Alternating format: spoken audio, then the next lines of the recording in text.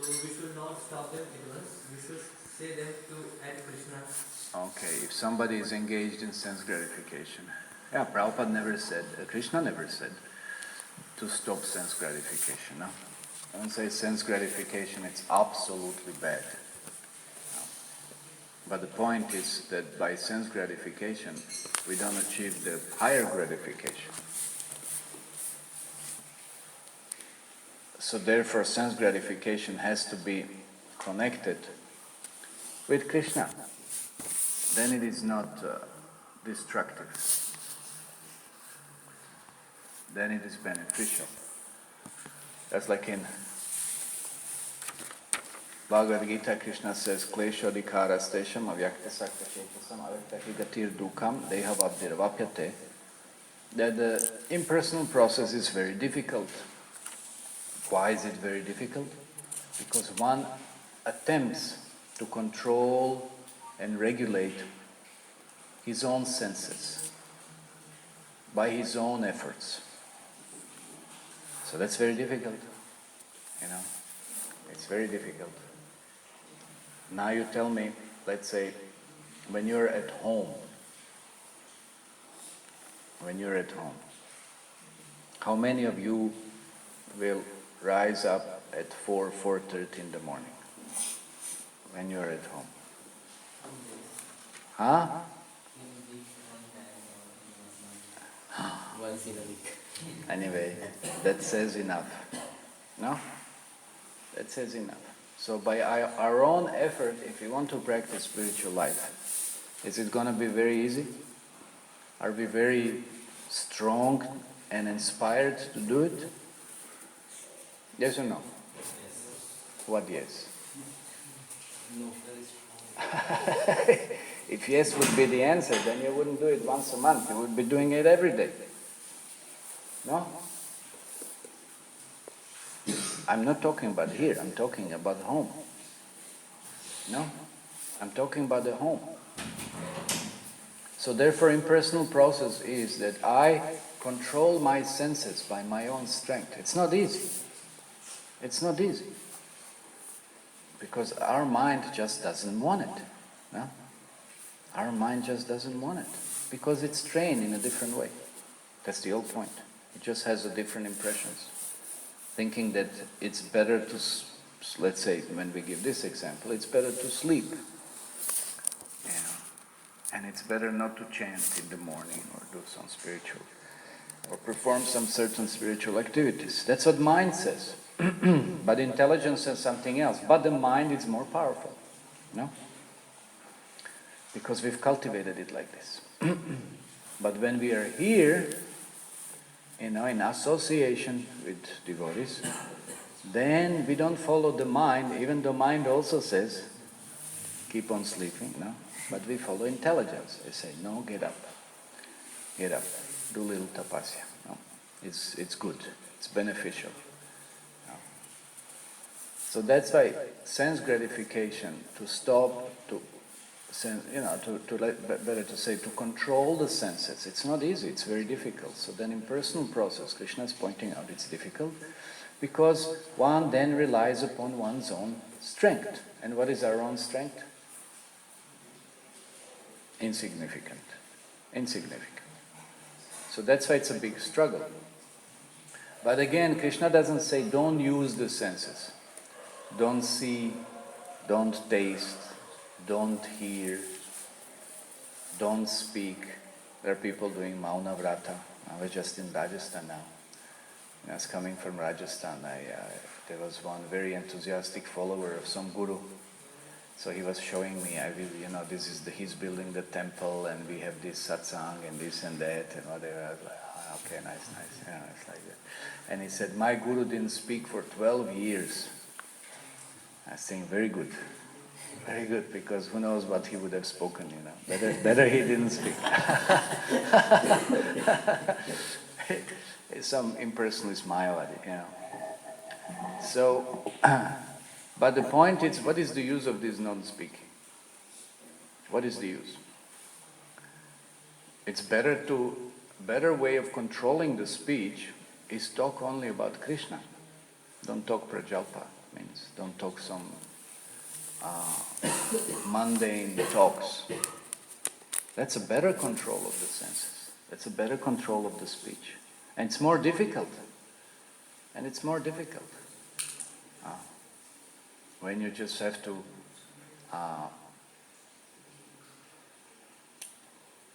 direct your mind towards something that is spiritual, and then use your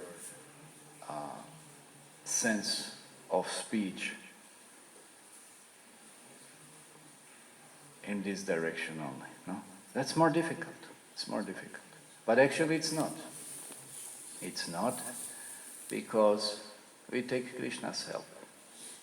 Yeah? And if we cultivate, then it becomes even more easier. And then it becomes a habit, like any other habit, and it's easy. Yeah. So, just like when we're talking about the senses, so let's say, what is the most ferocious, the most difficult sense to control? Anybody can raise their hand and say, where is your hand? You have hands, very nice. Huh? Anybody else? Oh, you have a hand, maybe? Really, you have hands. Very nice. Yeah. Anybody else?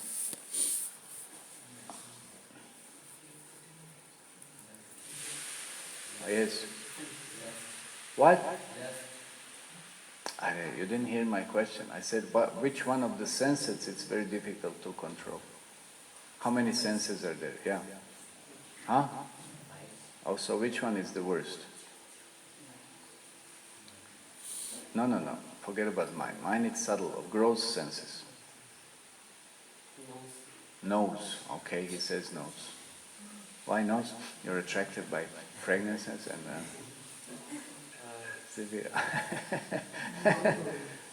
Where is your hand?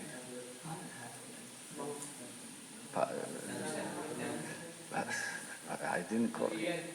Hearing. Okay, hearing. It's very difficult. Yes. Huh? Okay. But who called upon you? Now you're suspended for next 1 week. No discussions, nothing. 1 week I don't want to hear anything. This is the second time today. And I told you, and then still you cannot control your, neither mind, neither senses. See, this is the example. No? Practical example. So, in Srimad Bhagavatam, we gave that example so many times now. There are different animals representing different senses. Who remembers that?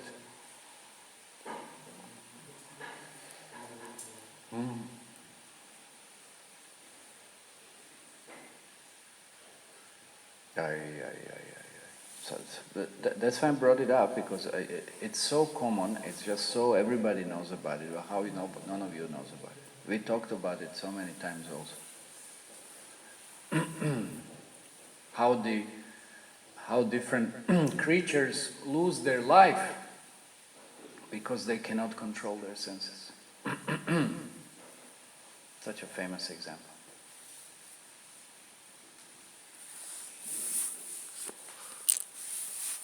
Huh? What are you looking at?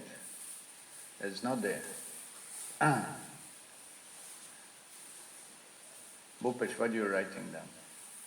Answer the question.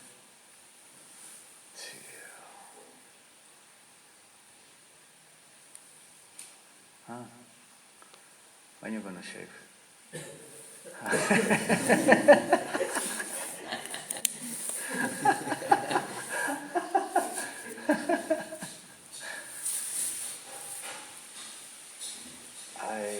Come on, so many times we spoke about it. Okay, which creature, which living being is attracted by light? Hands. Hands, you have a hand. You want to get suspended like him? But then, which living being has a very strong attraction towards light? You never see it any time in the night, you put the light in and what happens? Huh? Bad. No way, it's just the ulta, he will run away from light. The smallest acts. No, it's just opposite. I've been to some caves now in Andhra Pradesh or something, you put some lights on, immediately beds become so disturbed, they run away, they run into darkness. Sometimes you see them in the morning, sun is rising, immediately they panic, immediately run away searching for some darkness. Flies, yes, flies. So there is example of a moth. When there is a fire, when there is a fire, it will enter the fire. No, it cannot control itself. And even it will start burning maybe. Still it will not turn back. It will straight into fire. Finish. No? That's called sati. Cannot control itself. No. I just now in Rajasthan. That's a famous. There are a few temples. They're famous for this sati thing. Yeah. So people worship there. They thought these were very chaste ladies and like that. Anyway, so that's a moth. Then what about so that's sight. What about tongue? Now anybody remembers? We talked about these examples. What about tongue? Uncontrollable tongue. Huh? Anybody remembers now? Fish. You put some worm on a hook, no? And the fish, whoa, very nice, something different, something new. And then it will come nibble, and then the fisherman, he sees, there's something is happening, and then he will pull it up, and fish life, it's over. No? It cannot control its tongue. There's so many things to eat in the river, no? But now this is something unique, and the life, it's over. No? Then we said the sound. An example, it's of a deer. No? In the forest, the hunter will make a sound. Do something. Sound, see, we're talking about sound. That's how we lose our life, because so many ringtones are there, and then we get distracted and our life, it's finished. So deer, by the hunter's sound, becomes stunned, no? Or attracted, and then it just finished. No? Then the smell, nose, smell.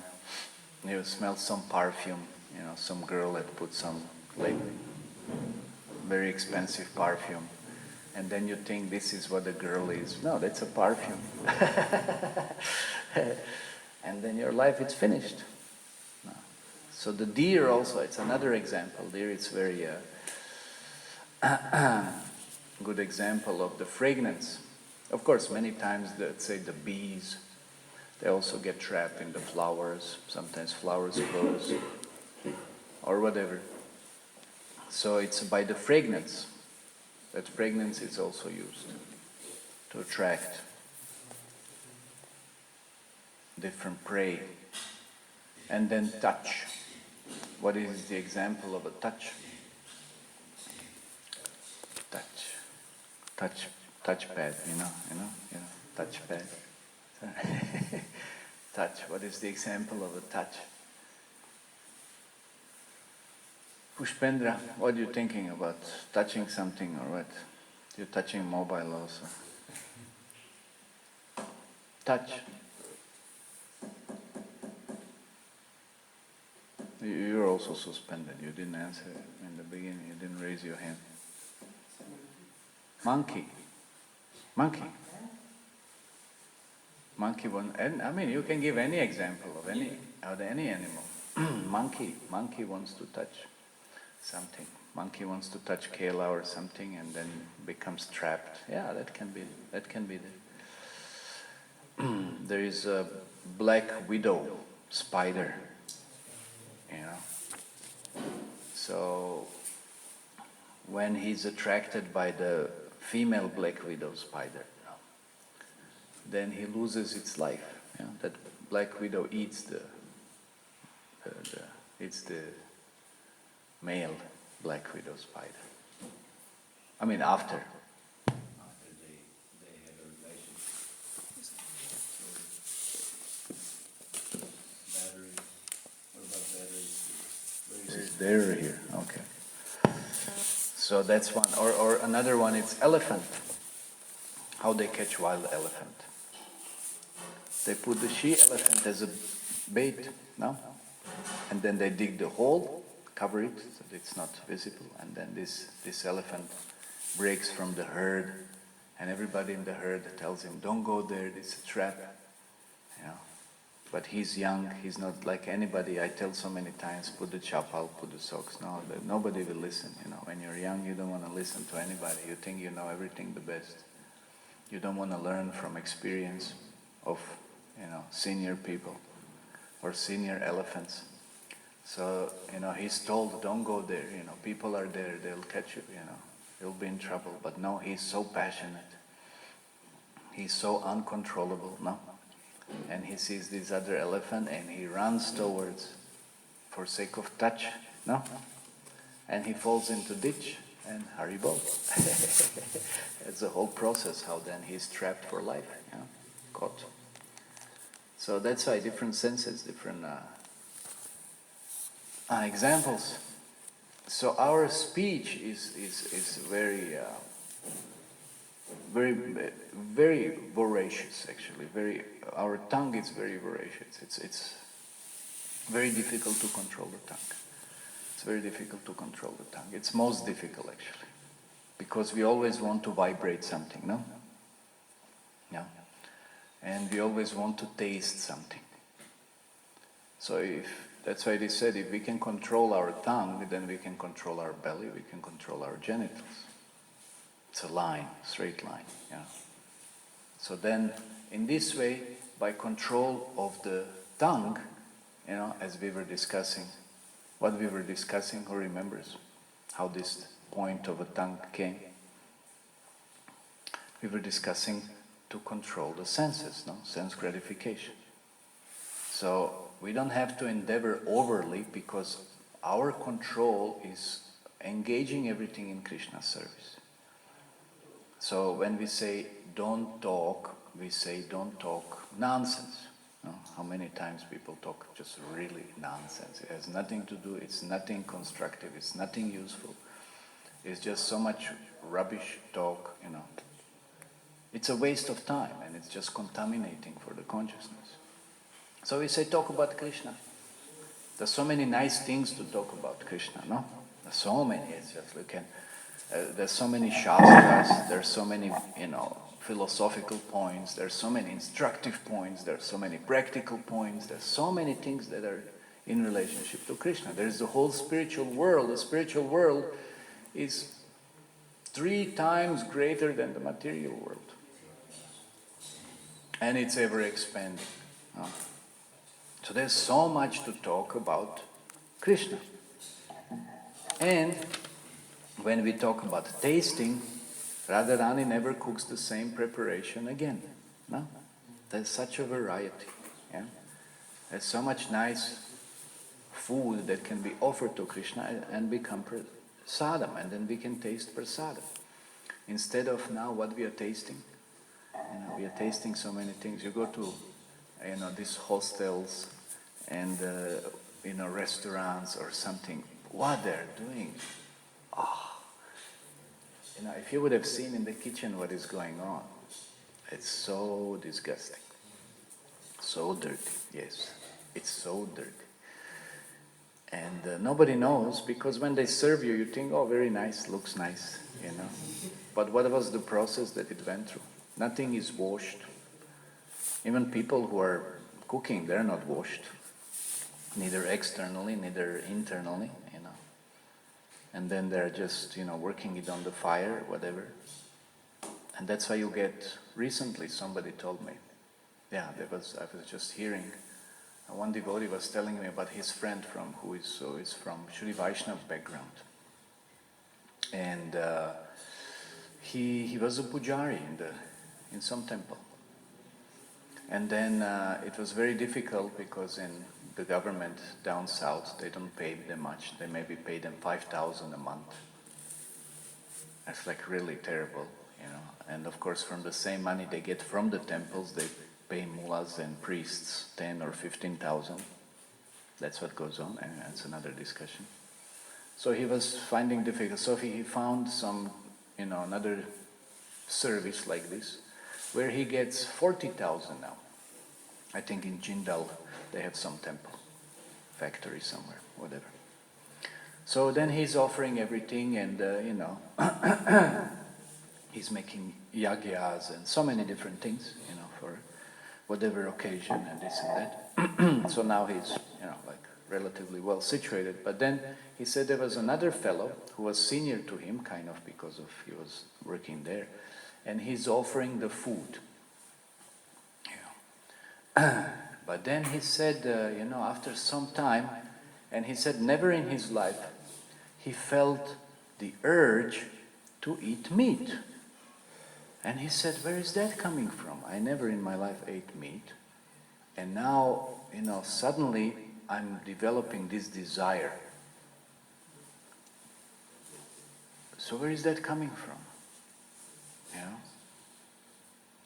And then he figured out that this fellow, supposedly was supposed to be a pujari, whatever, that fellow eats meat.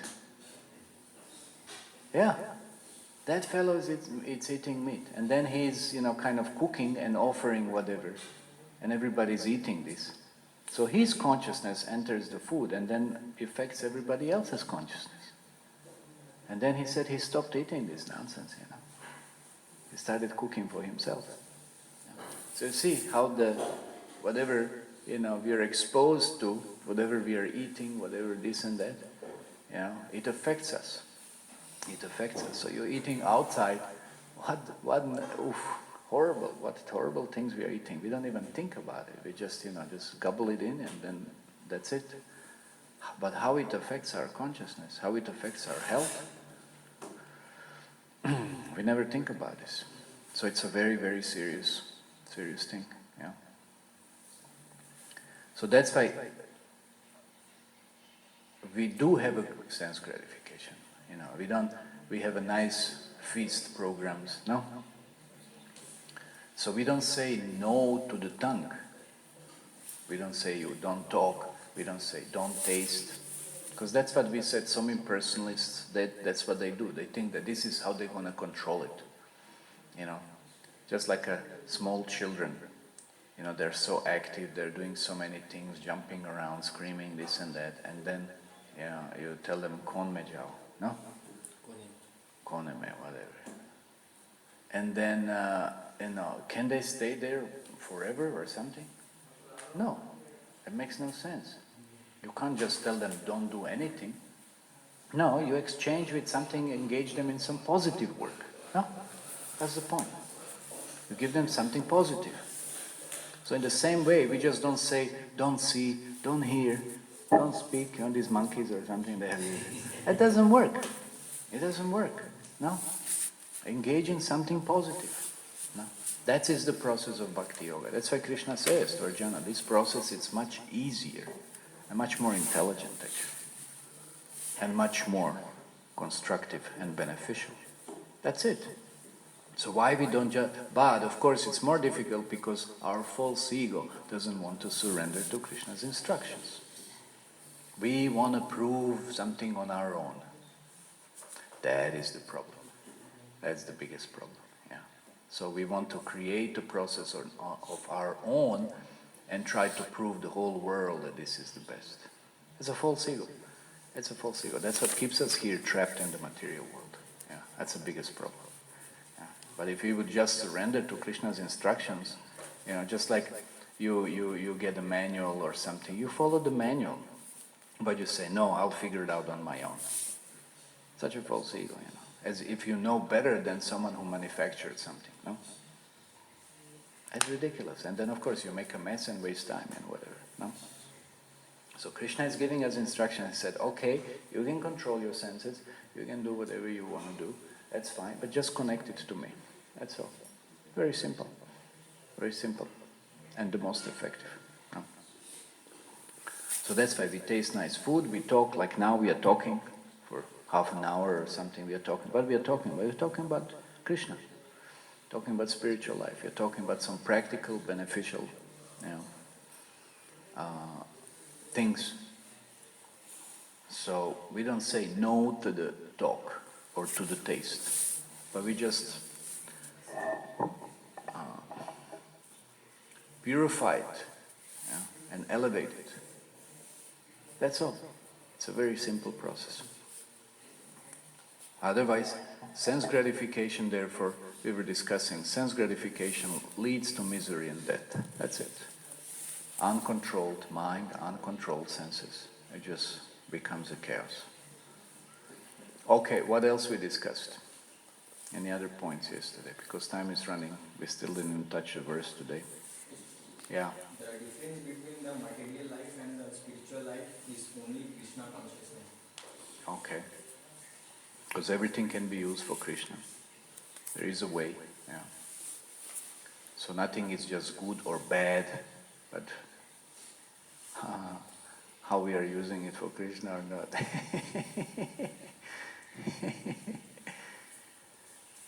Anything else?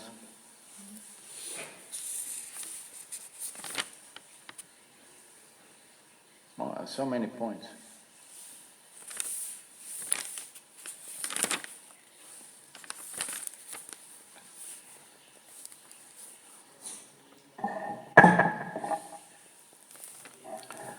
Okay, so today it says, so yesterday one important thing is that it says that materialistic life, there are many difficulties. We discussed there are many difficulties. Yeah.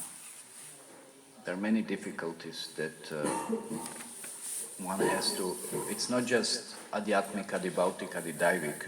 It has been mentioned, madness, illusion, false prestige, fear, hate, attachment, distress, disease, birth, tribulation, hunger, thirst, insult, so many different things are mentioned. So even when you have a good experience, let's say, we were talking about tongue, let's say you have a good meal. Let's say you have a good meal, and you enjoy the meal, and you're happy, nourished, satisfied, whatever. And then somebody comes and starts telling you, get out of here. No? Let's say in a restaurant or whatever, no? For whatever reason. And starts insulting you and starts, pushing you and whatever. So how would you feel then? You would feel so disturbed, no? You would feel so disturbed. Even whole night you would be thinking about it, you'll be so disturbed. No, and maybe even for a few days, no? No? Why this has happened, whatever. But you see, you had a good meal and you were happy, no? But even though sometimes you get some glimpses of happiness, something else happens that just ruins even that little experience of happiness that you had. That's the nature of material world.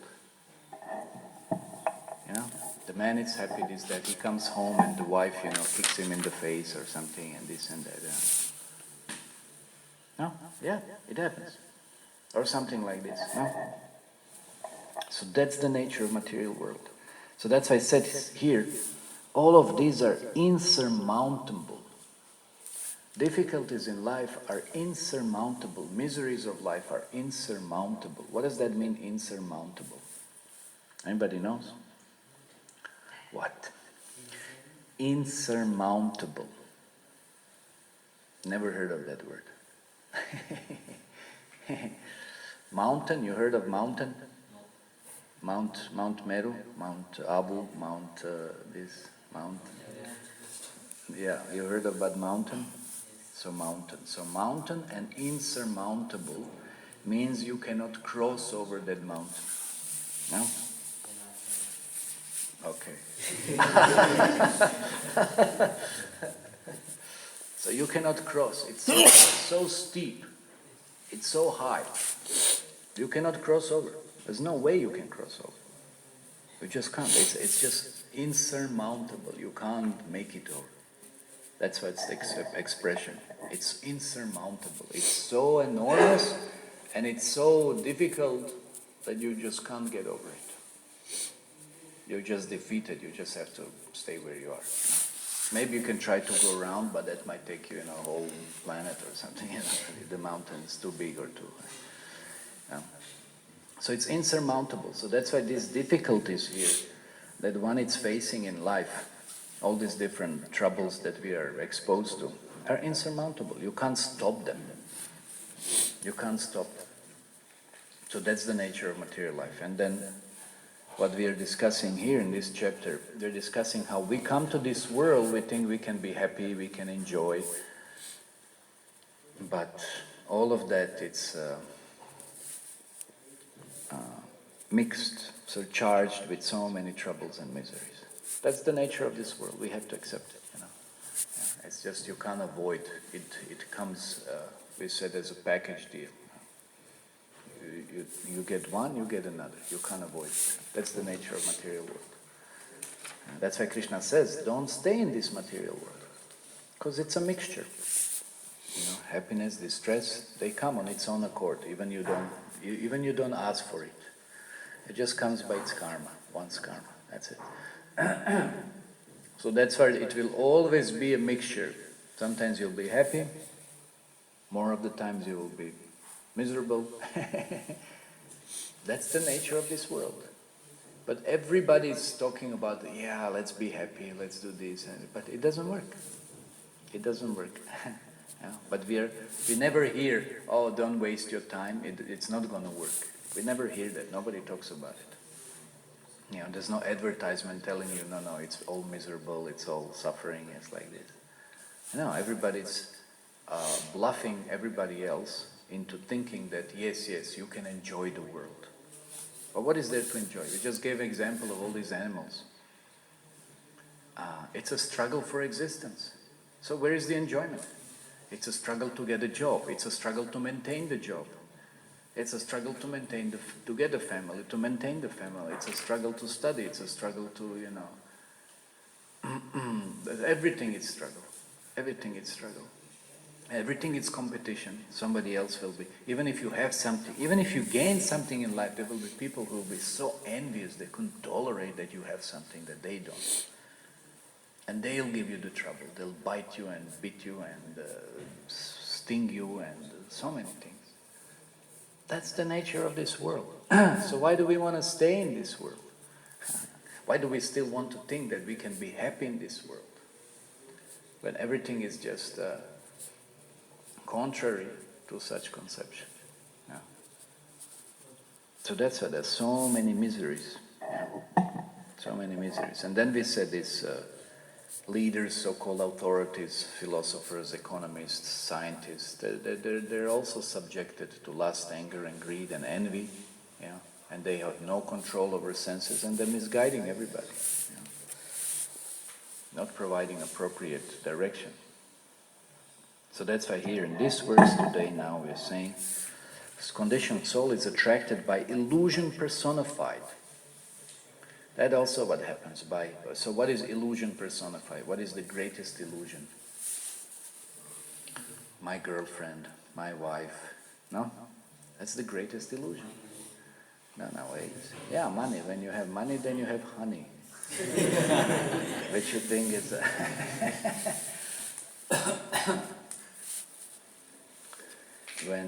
so that, what is it? It's when you have money, then you can afford to have a girlfriend. You can afford to have a wife. That's it. But will that girlfriend always be very attractive and beautiful? What do you think?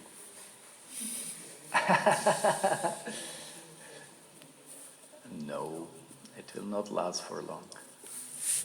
It will not last for long. That's the problem. That's why it's illusion, temporary.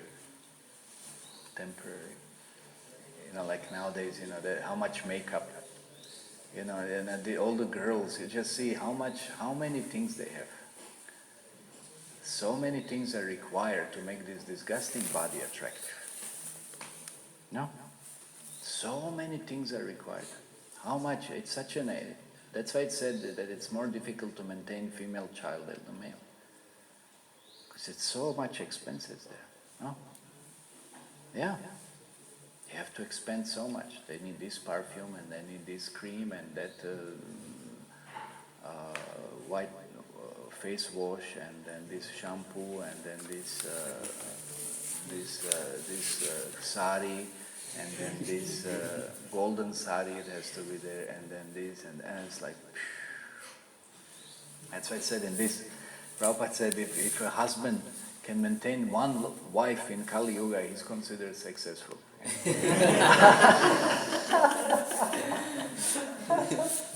Yeah, it's not a joke, it's a very serious thing. There's no end of demands. No? But why they need it? Because they have to present themselves attractive. Because if they're not attractive, would you be inspired to work hard?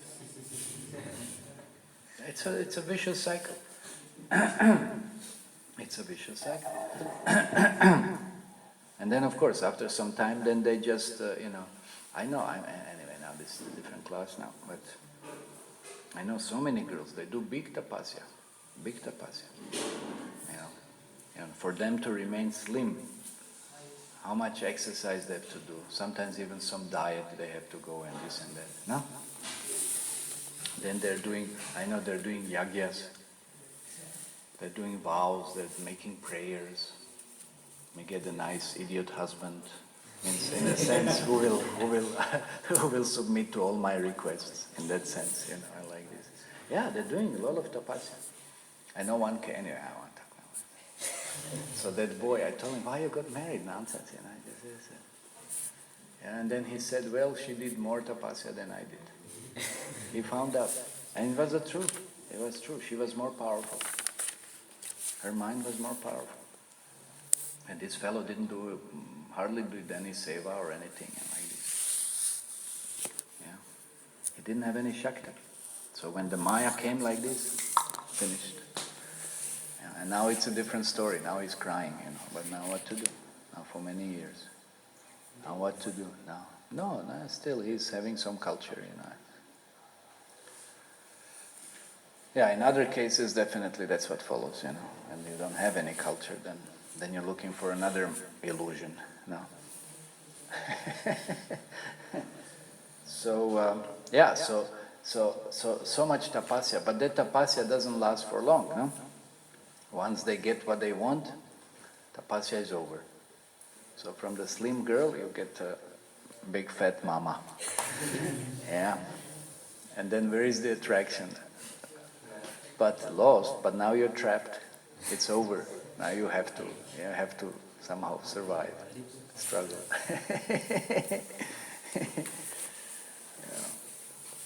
So that's why it's the biggest illusion, because we think this illusion will last forever. You remove the makeup, you remove the dress. You remove the you remove the what is left? What is left? Yeah. Disgusting body. Really. Disgusting body. And body is, if you don't wash the body, if you don't maintain the body, you don't put the makeup on the body, this and that, body is disgusting. Body is, so many horrible smells and this and that. Inside and outside,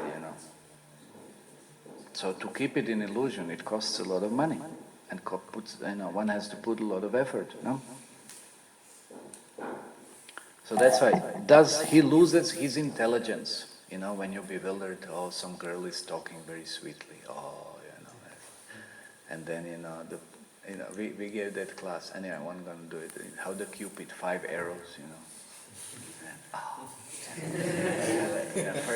first arrow is the sight, and then some sound, the talk, wow, and then the third arrow, You know, some phrase, some perfume, oh, you know, and then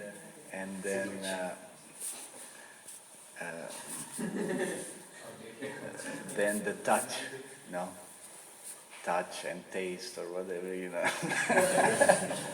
And, you know, and then when it's finished, now 5 arrows, Cupid, you know, it's fun, it's all. But it's all illusion. It doesn't last forever. No, it's all illusion. But you see here, the man, he loses his intelligence as well as knowledge of of life's goal. You think this is life's goal, to possess object that it's attracting you. No? We gave the example of the moth. It's attracted to fire. What happens? He loses his life. No? No. So I'm attracted, and I don't know anything beyond that. I've become so mad. Yeah. So he loses one's intelligence as well as the knowledge of life's goal. At that time, no longer accepting spiritual cultivation, he becomes overly attached to his wife or girlfriend and tries to provide her with a suitable apartment. That's what it's required. You want to have sex life where you have to have a place, you have to maintain the place, and you have to work very hard for all of that. Not just that, you'll have to satisfy your wife, no? Or girlfriend, whatever. You have to work hard. Very hard work. Just for that. Again, he becomes very busy under the shelter of that home, and it's captivated by the talks, glances, and activities of his wife and children. No? It's a big knot. It's a big shackles. You know shackles? You know? When the police arrest you, they put you a shackle. That's it. It's a big trap. So it says, in this way he loses his Krishna consciousness and throws himself in the dense darkness of material existence. Yeah. So then you lose the goal of life, you lose the purpose of human life, because you think sense gratification, sex life is the goal of life. Yeah, sex life is the goal of life for pigs and pigeons. Yeah. I have a t-shirt, pigs and pigeons. That's the goal of life for them. That's all that they're looking for. That's all that they're engaged in all the time. Dogs. No, dogs once a year. They're a little regulated. Once or twice, I'm not sure. But anyway. But pigs and pigeons every few seconds. No? Every few, whatever, as soon as there is an opportunity. Yeah? Pigs also, mother, daughter, sister, doesn't matter. They'll jump on anyone. That's why pigs. Yeah. So when the conditioned soul is embraced by his beloved wife, he forgets everything but Krishna consciousness. So you just focus, sex life, sex life, sex life, that's all. Yeah. That's all that's in your mind. And I think about Krishna or spiritual world. No way, it's just sex, sex, sex, sex. People are just mad. Those who are addicted to pornography, masturbation, so many. It's just sex life, all the time. Sex life, sex life, sex life. It's a despicable position. Yeah. It's disaster. It's very detrimental. So the more he becomes attached to his wife, the more he becomes implicated in family life. One Bengali poet, Bankim Chandra, says that to the eyes of the lover, the beloved is always very beautiful, even though ugly. Even though ugly. Yeah. That's like, there are 2 cockroaches. No, they're not there. I'm just...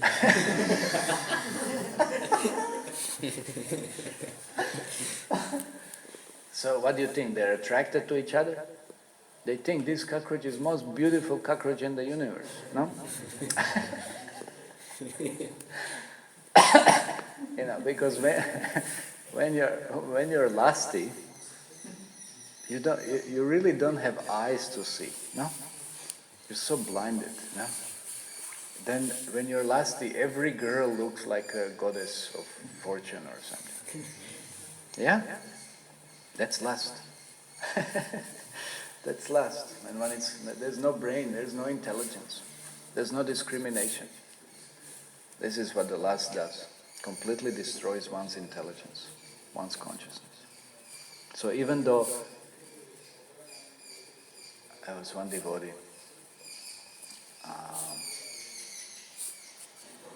So we were traveling, and then he said that there was one couple, little middle-aged, but whatever, and this guy was like really some kind of bum or something, like a really low-class fellow. And then he kind of said, how can this woman be attracted to him?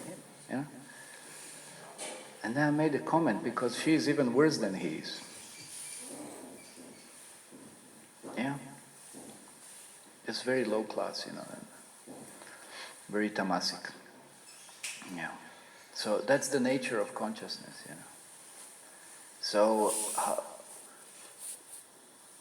attraction can be in even such lower modes of nature, no? Completely tamasic. One who is in tamas, he will be attracted by tamas. No. So to someone else it may seem, it's like it's so ugly, it's so unattractive, whatever. But when your consciousness is of the same quality, then you'll be attracted to the same quality. Yeah? So when the lust covers you, that means you lose any sense of real perception. That's why it's illusion. That's why it's illusion. That's why I said the personified illusion. It's not what you think it is, but because lust covers you, then you start thinking, oh, it's like this. Like you put a red glass. Where is Nikhil? He has this. Bring this yellow. He has this yellow. Where is this yellow glasses? He has. Where is it? He took it. Yes. Yeah. Yeah. He puts yellow, and then you see everything yellow. Crazy. And then if you say that everything is yellow, then you're crazy. No, it's not everything is yellow. You are wearing yellow glasses, but you're crazy because you're thinking that everything is yellow. If you want to convince everybody else that everything is yellow, but then it's a madness. No. Yeah. So when you become lusty, then you think the whole world is lusty because I'm lusty, and that's all that matters to you. So that's such a big illusion. Such an incredible illusion. So even though something is ugly or something, you would think, oh, very nice, very nice. Just because you're so uncontrollably lusty. It doesn't matter. You just want to engage in sex life. So this attraction is called Deva Maya. The attraction between man and woman is the cause of bondage for both. Actually, both belong to the Para Prakriti, the superior energy of the Lord, but both are actually Prakriti, female. Anyway, that's a big different discussion now. Both man and woman are Prakriti by nature. So it's just incompatible also. Only Purusha is Krishna. We are all Prakriti by nature. Anyway, that's a different discussion, I won't get into it now. So however, the point is, both want to enjoy one another. They are sometimes described as Purusha, male. Prakriti is enjoyed, Purusha means enjoyer. But so we are both by nature Prakriti, but we both act, we have the mentality of Purusha. We want to exploit, we want to enjoy. Actually, neither is Purusha, but both can be superficially described as Purusha. As soon as a man and woman are united, they become attached to home, heart, land, friendship, and money. In this way, they are both entrapped in material existence. The word Bujalata Upaguddha, meaning being embraced by the arms which are compared to creepers, describes the way the conditioned soul is bound within this material world. The products of sex life, sons and daughters, certainly follow. This is the way of material existence. So you're embraced, loving embrace. You embrace, you're trapped by Maya like this, and has no escape. There's no escape. One just sinks lower and lower and lower and deeper and deeper and deeper into trouble. Okay, any questions on this?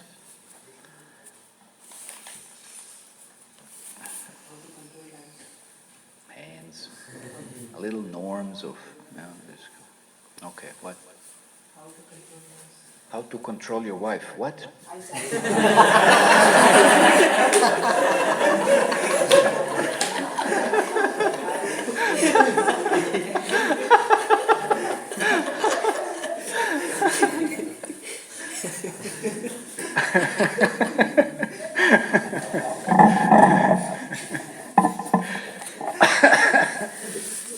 How to control eyes. Don't say ice like he's saying ice. Ice means from the fridge, ice.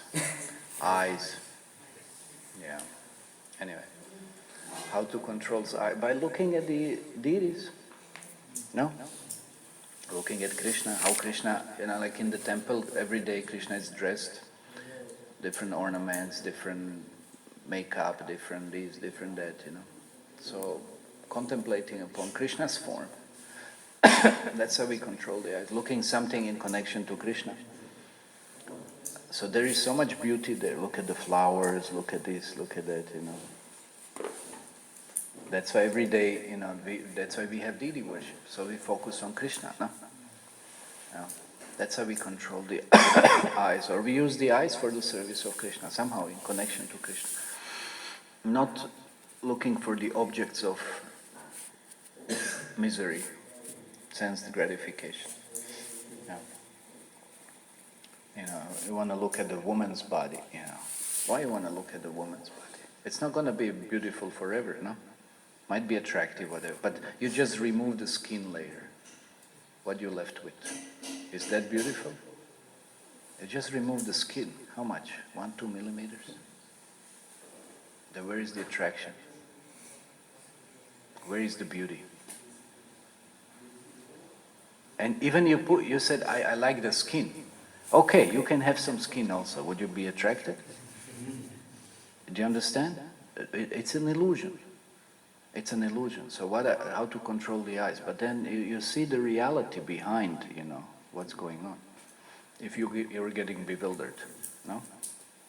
If you're getting bewildered. So that's why the real beauty, it's the transcendental beauty, spiritual beauty. Yes, we want to see beauty. We want to, but it's not material beauty. That's how we control the eyes, by intelligence. So it's not just what we see, but what we understand. That's how we control the eyes. We understand that what is reality, what is temporary, what is not. So by intelligence we control the eyes. And we direct them and we give the eyes something. Look at the altar. Why in the morning we are chanting, dancing here? We are looking at it. Oh, what a nice Krishna is there. No? Especially if you have a deities, that's even better, because then every day it's a little bit different dressing or something. No? Okay.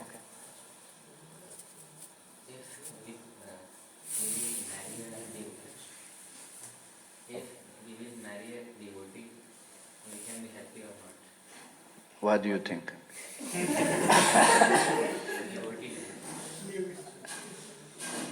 If you marry a devotee, will be happy or not? Why do you think that Shastra emphasized that one still has to take vanaprastha and sannyas? So, what do you think about that? Shastra says, yes, you marry. But Shastra also says, then after you take vanaprastha and then after you take sannyas. Why is that? Is this giving you any answer? If the goal of life is just to marry, but then why Shastra said also then you have to take vanaprastha and then you have to take sannyas? So, then just by marriage you think all your problems of life will be resolved? No, the problems will just begin. Yeah. That's why you will wait, as soon as possible. When can I take vanaprastha? When can I take sannyas? So if you have any understanding of that even before, then you will not have to even marry. Why going through that trouble? So even if it's a devotee or non-devotee, it doesn't matter much. I mean, of course, you can have some Krishna consciousness at least, but still you will have to go through heavy purification and some heavy learning lessons. Because ultimately, whom do we want to marry? We want to marry Krishna, no? You want to marry Krishna. Now Merry Christmas is coming, no? Merry Krishna. No? Yeah. Why not that? Why not going for the best? Why want to settle for some trouble? No? People are, oh, everybody's in, oh, if I marry a devotee girl, oh, very nice. That's complete ignorance, There's not much big difference between devotee girl and some other girl. Anyway, that's a different subject now. Okay, anything else? Yeah. Well, it's our false ego which doesn't allow us to surrender Krishna. Yes, so? So how we can give up that false ego? By knowledge, by understanding it's a false. It really has nothing to do with us as a spirit soul. It's false. It's imposed upon us by our own attachments, our own attractions. That's why it's false ego. False means not real, no? It's imposed upon us. And we are, reinforcing it because we identify with something that is false. Yeah. So that's why false ego, it's the most difficult to purify. That's why we worship Sankarshan. Lord Shiva also helps. Or Balaram is the original Sankarshan. Or spiritual master. They will help us to get rid of that false ego. And once you're free from false ego, you're liberated, you're free. That's the goal of spiritual life. Yeah, because that false ego is always putting... False ego, it's, I am enjoyer. That's why I need a woman to enjoy. That's a false ego. So when you think, I am enjoyer, then you will need the object of enjoyment. No?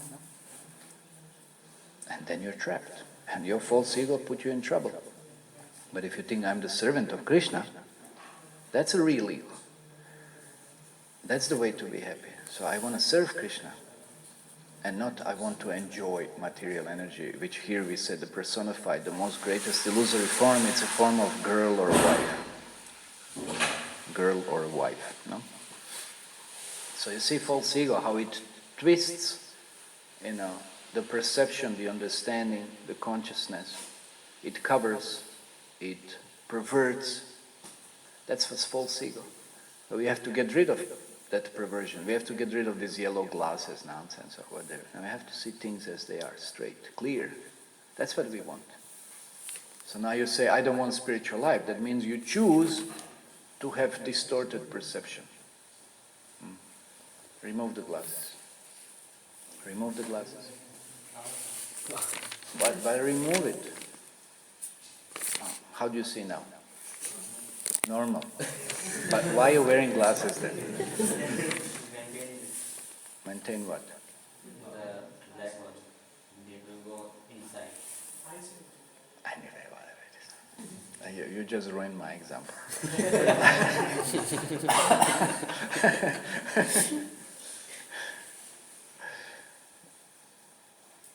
Yeah. Okay, he's asking. Good. You are not asking. Huh? How many types of senses we have? How many types of senses? 11. Gyanendriyas, karmendriyas, no? And mind. Okay? Okay, then we'll stop. Time's over, no? Srila Prabhupada ki jai, Srila Bhagavatam ki jai, Gaur Premanande.